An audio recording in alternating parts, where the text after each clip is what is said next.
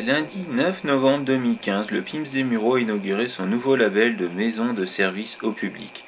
C'est sa présidente, Marie Henny, qui a coupé le ruban, avant de se retrouver avec ses partenaires dans la mairie des Mureaux pour des allocutions. Marie Henny, présidente du PIMS. Je ne vais pas être très long, je vais commencer par les choses les plus importantes pour lesquelles je souhaiterais que votre attention soit la plus forte. Donc le PIMS des Mureaux qui a été créé en 2012. 6 personnes qui l'animent, Abdelkader et Mohamed, notre directeur qui a beaucoup œuvré et qui continue à œuvrer pour la fonctionnalité et toute la représentation du PIMS sur les Mureaux, et qui accompagne donc 5 médiateurs, que vous avez pu reconnaître grâce à leur joli gilet vert, et qui accueille tous les jours les Muriotins et les habitants aussi de l'agglomération. Tous les jours, c'est 60 accueils par jour en moyenne, en tout cas c'était le chiffre de 2014, et donc à peu près 13 000 personnes accueillies au cours de l'année 2014. Donc encore une fois, une très grande fréquentation du PIMS des Mureaux. Il n'a pas fini de se développer, on a plein de projets, et on espère pouvoir les mettre en œuvre. Aujourd'hui, la labellisation va nous permettre de pouvoir en mettre en œuvre une bonne partie. Autre information importante, le PIMS, c'est le rapprochement des services publics et puis des entreprises privées, donc je vais essayer d'en oublier aucune. Je vais commencer par EDF, parce que la présidence aujourd'hui est assurée par ICL Passabière, ce que je représente, mais le premier président était EDF, et toutes ces entreprises-là sont au conseil d'administration. ERDF, SNCF, Engie, je suis sûre que j'ai Suez Environnement, voilà, ils nous ont rejoint récemment, la CAF des Yvelines, qui participe aussi à notre conseil d'administration, et Pôle emploi, qui n'est pas à la gouvernance, qui est un de nos partenaires avec qui nous avons signé aussi une convention de partenariat dans le courant de l'année. La labellisation de maison de service au public, aujourd'hui on est très fiers de dire qu'on est la première dans les Yvelines. Voilà, l'une des toutes premières en Ile-de-France, puisqu'en fait il y a eu une signature de convention de partenariat samedi matin à Ivry, mais voilà, on était sur le même rythme avec le PIMS d'Ivry, qui est aussi devenu maison de service au public. Donc on accueille au PIMS, enfin, surtout les médiateurs et leurs directeurs, des habitants en demande d'une information, d'un accompagnement sur des aspects généralistes et aussi pour faire de la médiation entre les entreprises privées qui sont partenaires et eux-mêmes qui rencontrent des difficultés diverses et variées. Voilà, l'utilité aujourd'hui, 3 ans après, est sérieusement écrite dans le présent de la vie des Mureaux. Encore une fois, on devient en maison de service public. On espère renforcer tout ça et continuer à être un acteur à part entière du développement des services aux habitants de la ville, et pourquoi pas de l'agglomération, puisque c'est en effet un des projets que vous aimeriez bien voir aboutir si les partenaires des autres communes souhaitent travailler avec nous. Voilà. Je pense que sur le PIMS, c'était principalement le contenu de ce que je voulais dire. Je vous remercie en tout cas beaucoup d'avoir assisté à ce moment qui est important pour nous. Ça a été un long travail pour lequel les services, les représentants de l'État, M. Garcia et Victorine aussi, nous ont beaucoup aidés pour faire aboutir. Voilà, avec même l'arrêté qui a été publié très rapidement, et voilà, qui est tout frais, qui sent encore le neuf. Donc merci en tout cas à vous deux de nous avoir largement aidés pour faire aboutir cela. Et puis les partenaires qui ont signé la convention qui nous a permis d'être labellisés, c'est-à-dire Pôle emploi et la CAF qui ont signé à la fin du mois d'octobre. Voilà. Merci. Bonjour, je m'appelle Doriana Souville et je suis donc responsable du développement numérique à la CAF depuis très peu de temps. Donc j'ai assisté à la naissance du PIMS à l'époque et je suis ravie au jour d'aujourd'hui d'être à la coupure du ruban pour la masque. C'est une excellente chose pour les citoyens, pour le public, pour l'ensemble des partenaires qui participent. Le fait de permettre d'avoir un lieu où on informe le public, où on l'aide dans ses démarches, où on oriente, me semble être une belle orientation de la part des différents acteurs.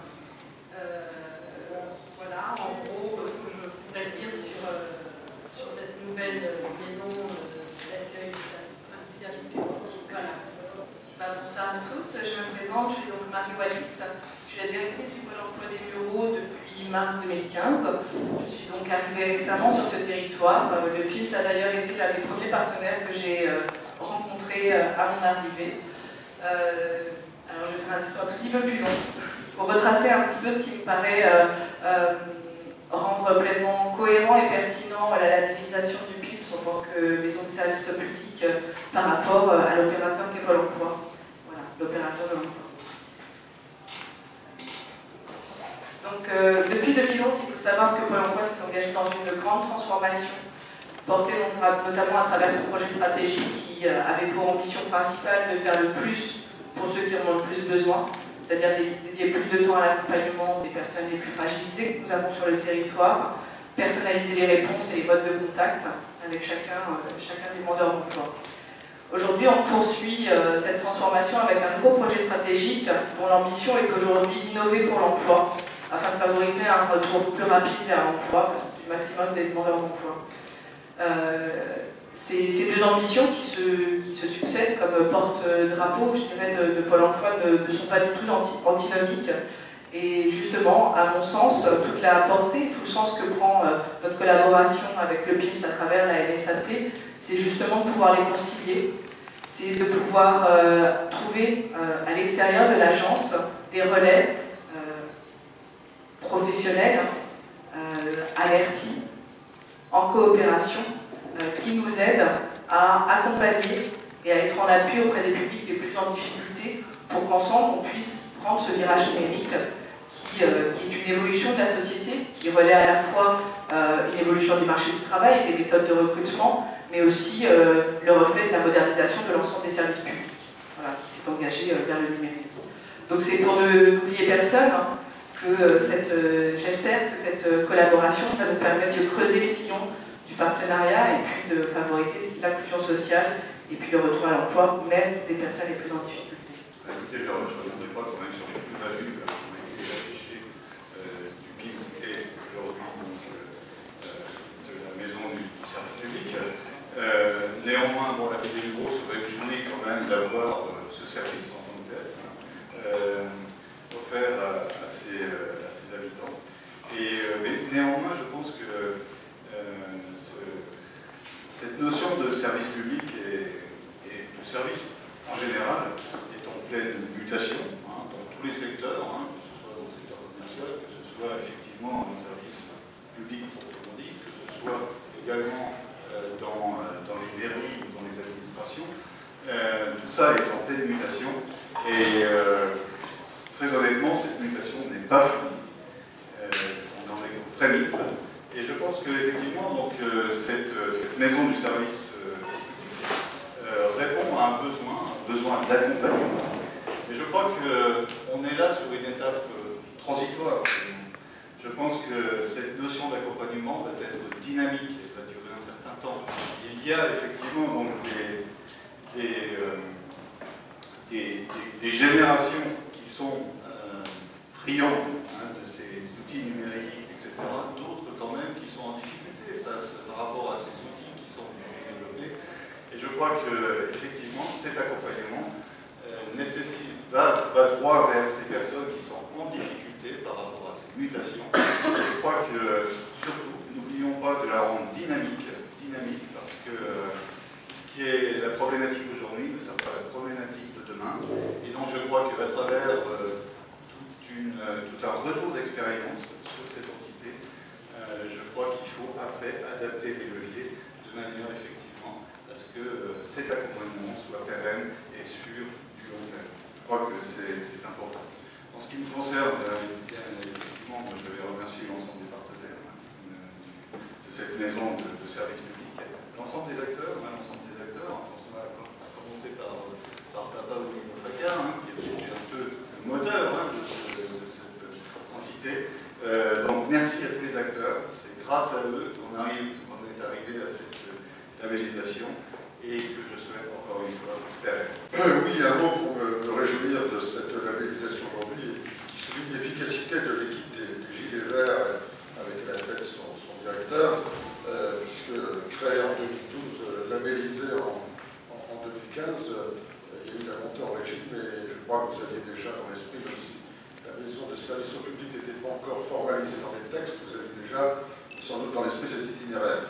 J'ai eu l'occasion de visiter vos services, de discuter avec l'équipe des Gilets Verts, j'ai vu toute l'efficacité et la disponibilité de quelque chose qui aide à la fois à l'insertion professionnelle de personnes qui sont en difficulté et qui rend service aux autres. Et je crois que c'est merveilleux de pouvoir à la fois se recycler professionnellement tout en rendant service aux autres. Je crois qu'on est dans une situation complètement paradoxale. Il y a quelques années, quand on a commencé la dématérialisation des services publics, quand les grands organismes comme les vôtres ont commencé à se retirer des territoires, à fermer leurs antennes en disant puisque maintenant vous avez accès à Internet, etc. On se plaignait tous en disant oui, mais où est le caractère humain là-dedans? Comment est-ce que tout ça ne va pas déshumaniser les choses? Et bien, situation paradoxale, c'est que finalement, ça conduit à réhumaniser les choses avec des points comme ceux que vous développez. Et puisque vous êtes les premiers de discipline, et que j'ai vu que le premier critère était une distance de l'ordre de 20 minutes davantage en véhicule motorisé, ça autorise une grande partie de la campagne de la zone rurale des Yvelines à avoir l'idée à travers leurs intercommunalités de créer de tels services. Et je crois que je vais m'atteler en suggérer l'idée. En tout cas, je vous souhaite beaucoup d'efficacité que vous avez déjà. Et pour le plus grand service des Muriotins et alentours, et je sais que vous travaillez aussi en réseau avec toutes les autres associations qui, dans les quartiers, font aussi du très bon boulot. Et peut-être que vous êtes un peu fédérateur de tout cela. Continuez comme cela. Monsieur le député, monsieur le conseiller départemental, mesdames et messieurs les élus, madame la présidente du PIMS, chers partenaires, vous êtes très nombreux dans cette salle, je ne vais pas les citer, vous avez déjà été cités tout à l'heure, madame la représentante du CGEP, qui est quelque part, qui est là-bas également. Je dirais en premier lieu, en détachant du discours, que de chemin parcouru depuis 2012. Tout à l'heure, M. Paparoli-Gorfaka, vous avez été cité comme un élément moteur. J'observais dans cette salle, nous sommes les deux artisans de l'origine de ce dispositif. Souvenez-vous combien nous avons travaillé ex nihilo à partir d'une feuille blanche, des plans, puisque toutes les autres équipes ont été renouvelées, régénérées, que ce soit au niveau de l'équipe municipale actuellement en poste, ou que ce soit également les cadres et les directeurs du PIMS, voire la présidence du PIMS également. Nous sommes donc réunis aujourd'hui pour l'inauguration officielle de la maison des services publics, des services au public, pardon, j'ai fait le lapsus. Nous sommes bien sur la dimension des services au public et non pas des services publics, ce qui est fondamentalement différent dans sa définition, dans son objectif et dans son esprit. PIMS des Mureaux, labellisé donc maison des services au public. Madame la Présidente, Madame Henny, vous avez dit tout à l'heure l'une des toutes premières, je vais encore enfoncer l'une des toutes premières du département, enfin de la région, on va dire. Voilà. Depuis plusieurs années, le gouvernement a souhaité encourager le développement de structures mutualisées d'accès aux services pour nos concitoyens. La loi du 7 août 2005 a marqué une nouvelle étape dans la politique d'accès aux services, avec la création du label Maison des services au public, qui doit permettre de clarifier le paysage des structures existantes en proposant un label unique et une mise en réseau nationale.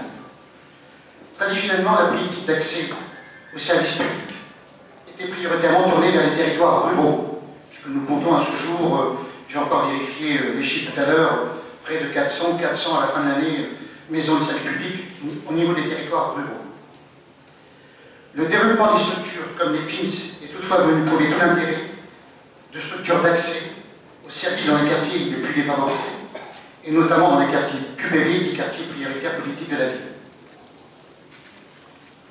C'est pourquoi le Commissariat général à l'égalité des territoires, dit CGET, représenté ici, comme je le saluais tout à l'heure, en lien avec l'Union nationale des PIMS, qui, je vous le rappelle, a fêté ses 20 ans samedi, puisque quelques-uns d'entre vous, avec moi, étions à Évry, lors d'une cérémonie nationale présidée par le Premier ministre. Nous avons eu l'occasion de célébrer les 20 ans de l'Union nationale des PIMS, et en même temps permettre également la signature de la labellisation MSAP du PIMS d'Évry. Les Mureaux sont un territoire emblématique, vous le savez bien, de cette politique de la ville et bénéficie à ce titre de toute l'attention soutenue des services de l'État, notamment dans le cadre de la mise en œuvre du contrat de ville qui a été signé le 6 mai dernier. C'est aussi aux Mureaux que s'est tenu, il n'y a pas si longtemps que ça, le 26 octobre dernier, le 2e siècle, comité interministériel à l'égalité et à la citoyenneté. Au Mureau, ce sont près de plus de 14 000 habitants, soit un peu plus de 42% de la population de la commune qui bénéficie, qui réside plutôt dans ces quartiers prioritaires. Depuis 2012, je le disais tout à l'heure, avec insistance, que de chemin parcouru, le PIMS permet à nos concitoyens d'effectuer plus facilement des démarches et bénéficie d'un accompagnement individualisé en toute confidentialité. C'est important de le rappeler. Le nombre de partenariats conclus, concrétisés dans des conventions bilatérales avec 8 opérateurs, je ne vais pas les citer, mais vous êtes tous sur la plaquette en page de couverture, et une convention globale plus récente, tant avec la CAF, avec Pôle emploi, ici représenté par Mme Police, et avec le CCAS, également représenté. Donc des bureaux montrent à quel point ce service est reconnu et utile à la population locale. Le PIMS des bureaux respecte ainsi toutes les conditions nécessaires à sa labellisation comme maison de service public qui a été accordée par le préfet par un arrêté publié ce matin, n'est-ce pas Pauline? Voilà, au registre des actes officiels. Le PIMS joue également un rôle dans l'accès à l'emploi, en employant des personnes parfois éloignées de l'emploi et en leur proposant de renforcer leurs compétences. Cette labellisation doit également permettre de reconnaître la qualité de leur travail et des projets qu'ils mettent en œuvre. La labellisation comme maison du service au public permettra au PIMS de poursuivre ses activités en bénéficiant des financements de l'État au titre du Fonds national d'aménagement et de développement des territoires. Ainsi, dès 2016, le PIMS pourra aussi émarger au fonds interopérateur abondé par les opérateurs nationaux partenaires du dispositif des maisons de service au public. Enfin, il pourra s'associer au réseau national des maisons de service au public, animé notamment par la Caisse des dépôts et consignations. Cette labellisation doit aussi permettre au PIMS de consolider ses partenariats et aux partenaires, par voie de conséquence, de renforcer leurs liens et pourquoi pas de réfléchir au développement d'autres maisons de service au public sur d'autres territoires de ce département, voire ailleurs bien évidemment en termes de conseils et d'ingénierie. En effet, après la labellisation du PIMS des bureaux, l'État sera aux côtés des collectivités et des opérateurs de services pour accompagner le développement d'autres maisons de service au public dans le département des Yvelines, soit dans d'autres quartiers prioritaires, soit dans les zones rurales de notre beau département.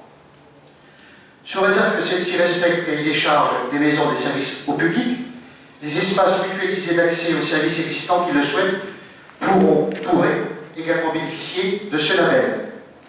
De façon plus large, l'accès du public aux services devra aussi être étudié dans le schéma départemental, là je regarde tout droit le conseil départemental présent ici, dans le schéma départemental d'accessibilité des services au public qui devra être élaboré à partir de 2016. Il permettra ainsi d'aboutir à un diagnostic de l'accès aux services et, le cas échéant, de proposer des actions pour l'améliorer. Le PIMS des bureaux pourra ainsi servir d'exemple pour les futures maisons de services au public dans les Yvelines.